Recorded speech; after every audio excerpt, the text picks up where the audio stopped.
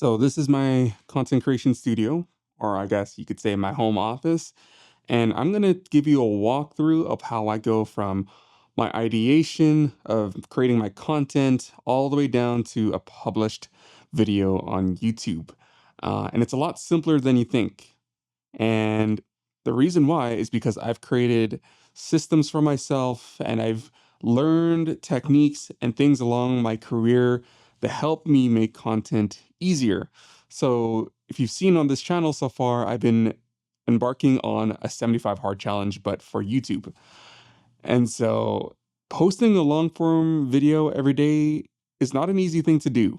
There's a lot of things you have to consider, and having my setup as turnkey as possible makes my life so much easier as an editor, videographer, and a content creator. So let's dive in, shall we? Let's get it going. Right now, I'm filming with my Osmo Pocket 3 from DJI, and this is super helpful because this helps me to get a little bit more dynamic shots, more of a vlog style setting. Um, and if you want settings on this, really quickly, I'm shooting 4K 30 FPS. I'm shooting in D-Log color profile. I tweaked some of the settings on the image quality. I'm also set this my whole for everything that's in here. My main key light, my white balance. I set it to 4300 Kelvin. I feel like that suits the best in my setting, and it works really well because I do have two different temperatures of color sources. So this key light here is a little bit more cooler, and then sorry, my face detection's on here, but the lights behind me, you'll see my practical lights, which is that $40 light one from Ulanzi, and then there's like that IKEA lamp. Those are warmer temperatures, so it helps give me some separation in my talking head videos. You'll see that a lot. There's like a lot of different depth. And I know that there's two empty monitors just sitting on the desk at the back there. I had my GameCube set up in here and I was playing on that old TV because that actually had inputs for it. But I moved it into the living room. So now now it's just sitting there. And I had a monitor there before because I was going to use that as my filming setup for my talking head videos, but I just ended up using my current setup on my desk. Um, okay, so making a video, there's a couple components that you have to be aware of. Okay, so of course, there's your camera, there is the lens that you have on the camera. If you have a camera that has a system for interchangeable lenses, for me, let me show you. Okay, so I'm going to turn off. Can I turn this off? Auto detect. Okay, there you go. So for my camera, I have a Sony a7 III with a 20 to 70 millimeter G lens. I think it's like a fixed aperture of 4. Um, and I also have, I actually just bought this lens filter. I bought a variable ND that has 1 out of 4 black mist diffusion, which helps give that bloom and glow effect. It helps make the image look a little bit more hazy and cinematic, as people like to say, and I really like that. So I kept it on there. Attached to it is a DJI wireless mic 2. You'll see right now I have this one attached to my hat because it funny enough, like this works really well. I don't know why the audio just works this way. But this one is actually Bluetoothed to my Osmo Pocket 3, and I have the other one set to my A7 III. So I have two different mic setups just in case I want to use one for the other. So it was actually really nice that I picked up the combo one so that I have two mics available. And yeah, so there's the camera setup, right? So you have your visuals and getting all of that going. And then you also have your lighting, which I just talked about. So my main key light is actually this, what is it? Amaran 60XS, I believe that's what it was. Okay, the logo's on the other side. And there is Light Dome SE. So I recently changed it from, I have a lantern in the corner, a lantern softbox, but I didn't like how it was filling up my whole studio space. And so I went with the light dome because I wanted it a little bit more focused and controlled. That's what a light dome does. And you'll see like in my main videos, like, look, see, like that gives me more of a nice shadow on one side of my face because it is angled at like a 45-degree angle. And that gives me a little bit more depth.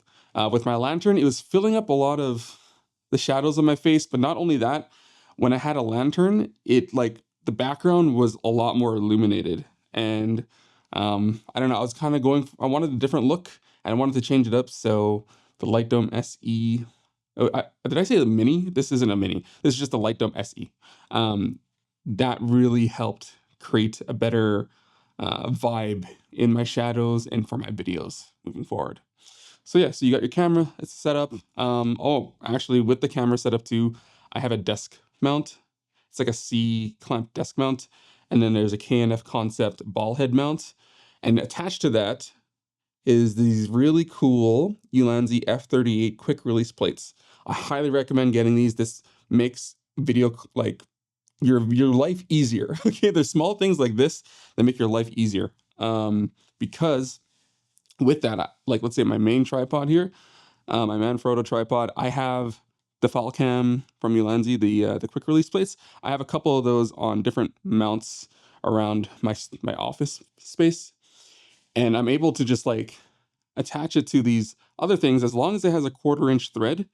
And I can like, for example, if I just take this off, um, you'll see I can just put that right onto the light or the tripod really easily.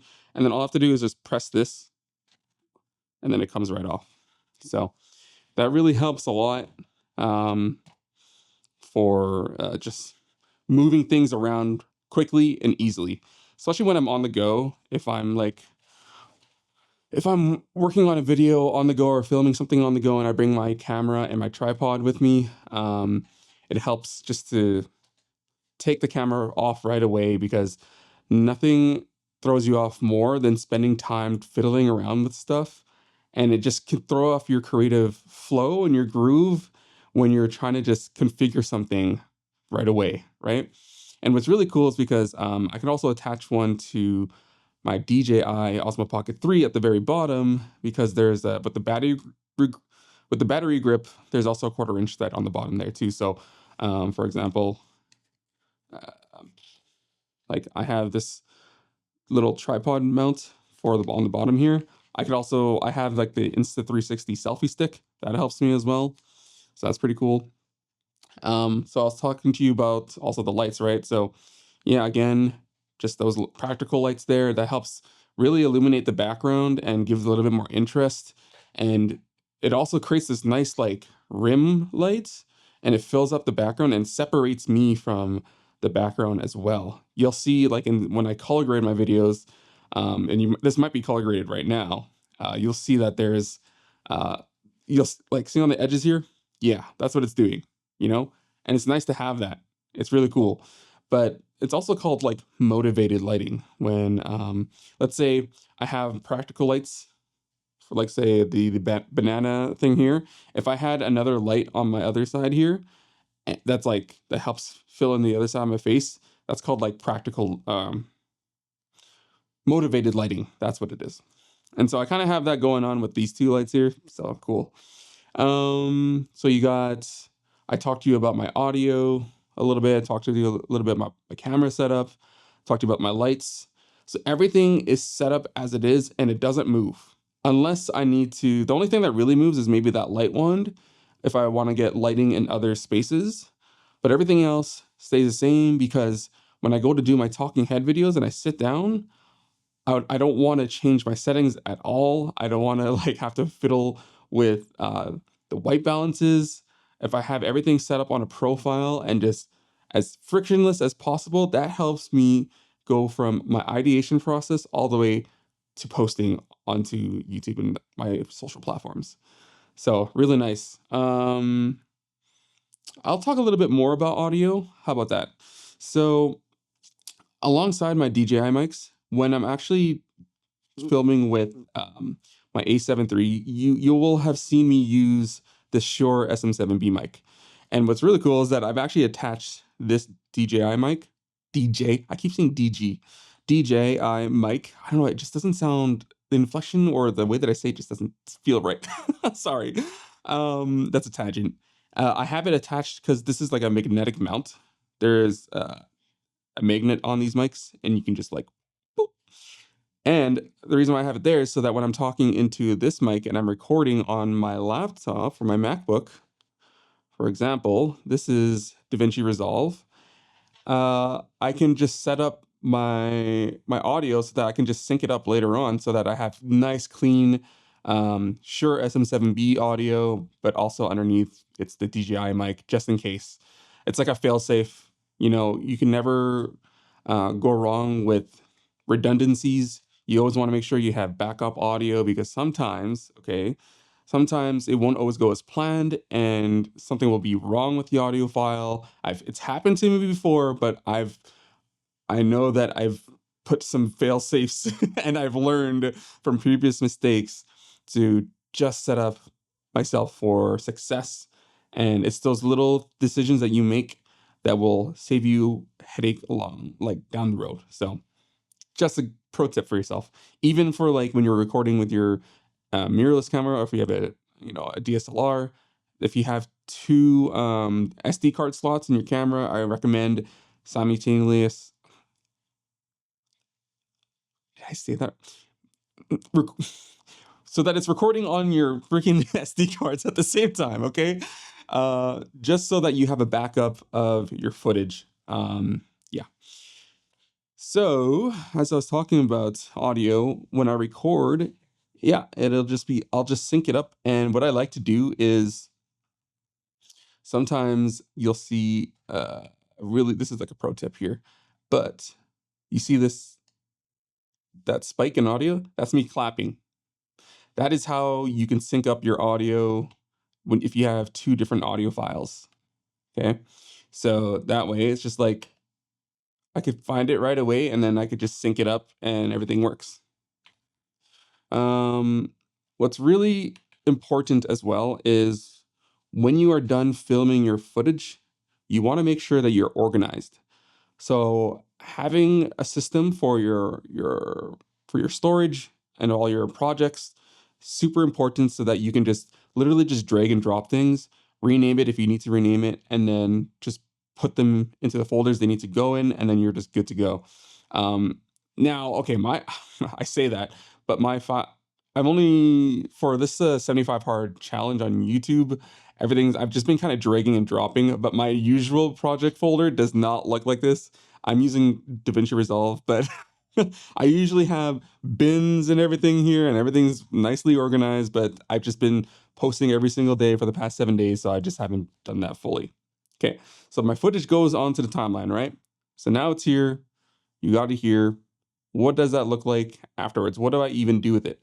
So, what also helps save me a ton of time, okay? Don't mind this frame. That was like for my latest YouTube video. In the color grade, so this is what it looks like when it's off. Hold on,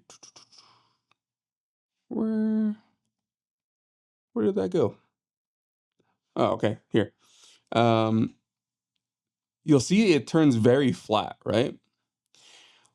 But I don't wanna redo this every single time that I'm, like, color grading. So what I actually do is that I have power grade set up for, like, all the different settings that I filmed and all the different, like, color temperatures, and I just have all these profiles set up, and, it just makes my life so much easier so that if anything has changed, I have something similar that I could work off of. And for example, you'll see, like, all this, like, changes drastically because this is a different camera too, because this is my Sony camera, so some of these might not work with other things. But what I do is, since this is my Sony, for example, I can reset this grade. Uh, oh crap! How do I do this again? Uh, I'm in the color tab, right? How come it's not giving me that option? Oh, because the nodes. Okay, okay, sorry.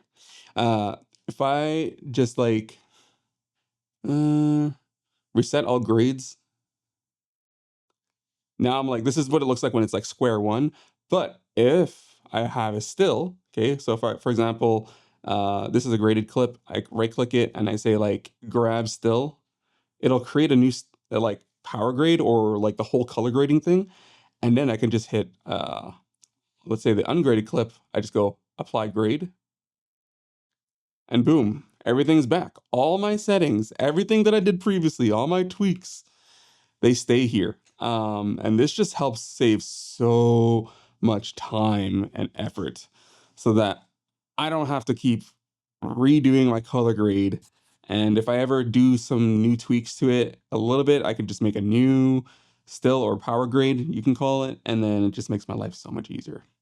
Um, Now, for my project, what I like to do is sometimes I'll just duplicate the previous timeline because sometimes I have like assets that I like to reuse, and you'll see like I have like some text stuff that kind of comes up every so often, and so I'll just keep it in there, and then I'll just literally just drag it on here and then reuse it.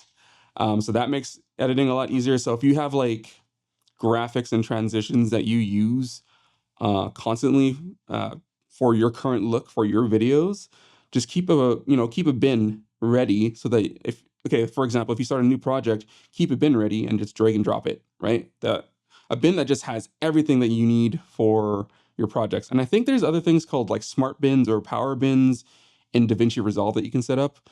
I think you can even set up project templates so that you have it so that you don't start from scratch all the time. So when you start a new project, you can just open up that template project and then just save a new copy of it and work from there. So that's pretty cool. Um, that makes your life a lot easier. Filming, I talked about that. I talked about the filming setup, just making sure that it's like set up and it's ready to go whenever you need to. You just hit record and that's all you need to do. Um, Talked about putting it into your project and color grading and just like making sure that everything stays consistent so that your settings never change and you can have this consistent look across the board. Yeah, and I think after that, it's really just about posting it, right? So I have actually, for example, lately what I've been doing is I have this tracker from Frankie. She's the one who kind of started this whole 75 hard challenge, and she created this like Notion template. This helps me keep organized for like the ideas that I have. I should actually be filling these filling these up way ahead of time, but this is like day 8. And so this helps me just when I'm filming, keeps me on track. I can put like a hook if I need to, some quick talking points, and that way I don't stray off too far off the topic and I can just talk easier or like have a guided conversation instead of just me yapping. You know what I mean? It might seem like in my videos lately that I've just been yapping, but there's a method to the madness, okay? I'm not completely going off the cuff. So there's that during the recording process. And I told you about publishing. Oh, what's really cool, okay? So I've been doing this a little bit lately. Um, what did I do? Okay, so I've been using ChatGPT to help me with my SEO. That way, it's just like when I'm doing descriptions and stuff like that, I'll write something out that sounds like me. I'll write my own at first, and then so that it has my voice and the way that I speak and the way that I type. And then what I'll do, I'll be like, hey, can you optimize this video description that I'm going to give you? Can you optimize it with these keywords? And then I'll add my keywords, the words that people will be searching for, so that it's optimized. And then it'll kind of generate this new description. And then from that description, I kind of tweak it there because you'll know when it's like kind of AI generated. But then afterwards, at least it's helping you get a little bit more SEO optimization so that when you post, it's a little bit easier. Um, and I'll also do this whole thing for like, the video tags and stuff like that. I'll have it do that as well. I'll be like, okay, 500 character limit. Um, Give me video you video tags for like YouTube. Separate each one with a comma because you know how you have to use a comma when you're posting on YouTube. And then like using these keywords, blah blah blah, and then it'll just generate all these like video tags for you. So that's pretty helpful. And then also there's like vidIQ on you. If you guys don't know what vidIQ is, it's a really helpful tool for creators, for YouTube creators, so that you can get like, it'll help you like with title suggestions and all these other AI things for YouTube. It's really, really cool. I'm not sponsored by them, but like I really like using their tool. And I think I got like a really good deal for like a year on their subscription. So I have the pro version, but yeah. Yeah, and I think in a nutshell, I know that I'm just kind of sporadic here and I'm just kind of throwing at you like my whole content creation process, but that's what it's like. I literally go into Notion, I have all my ideas out, and then, you know, I take my idea, I refine it a little bit, and then I'll record, right? So I have my recording, my setup is there, I film it, I have my audio going, and then I have like, my whole setup ready to go so that it's just easy. I take all that footage, I back it up onto my laptop, my MacBook Pro. I have my file system storage ready, and I just have everything just easy so that's easy to find, easy to store, and then it makes my life easier when I go into my editing because when I'm editing, I have to import all my footage, make sure that's all organized. I have my projects already set up with reusable assets so that each video I don't have to keep finding it and re-importing things. And then afterwards, I have all my settings already made for YouTube on my export settings from DaVinci Resolve. And so make sure you templatize that as well. You can do that in Premiere if you use Premiere. Um, Previously, I was a Premiere user and I had so many presets for just making my life easier in there as well. So I'm trying to do that with DaVinci Resolve because after 10 years of using Premiere, it's a big switch up. But yeah, that's a different topic for a different day. And then afterwards, yeah, you just edit, you export it, and then you put it into YouTube, and then you upload it, put your titles, you fill out all the information, yada yada. Use ChatGPT to like kind of help guide you a little bit or do some of the heavy lifting because I really use it for like the heavy lifting stuff to make my life easier. Because man, I'm telling you, being lazy is a superpower because you become super resourceful to do things quicker and easier because you're lazy. Yeah, and then you send it off to the world and hope that it reaches someone. So I hope this kind of gives you an insight on how to set yourself up for success and to make content creation a little bit more frictionless and a little bit more painless so that you can do content creation and create your videos and focus on that and what you love to talk about rather than focusing so much heavily on the process of doing so. So, yeah, that's just one of the ways that you can save yourself from creative burnout. Um, just make your own life easier. I'm telling you, it's going to pay dividends. It's going to save you so much time and effort. Like I wouldn't be able to do this 75 hard challenge if I did not have systems ready to go for my content creation setup. Um, yeah, I don't have anything else to add, but if you do have any other questions, let me know in the comments down below. This is day 8 of the 75 hard challenge, and I'll see you in the next video, cousin. I know it's long-winded, but I hope this helps. I hope it was valuable. All right, take care. Peace. Stay blessed.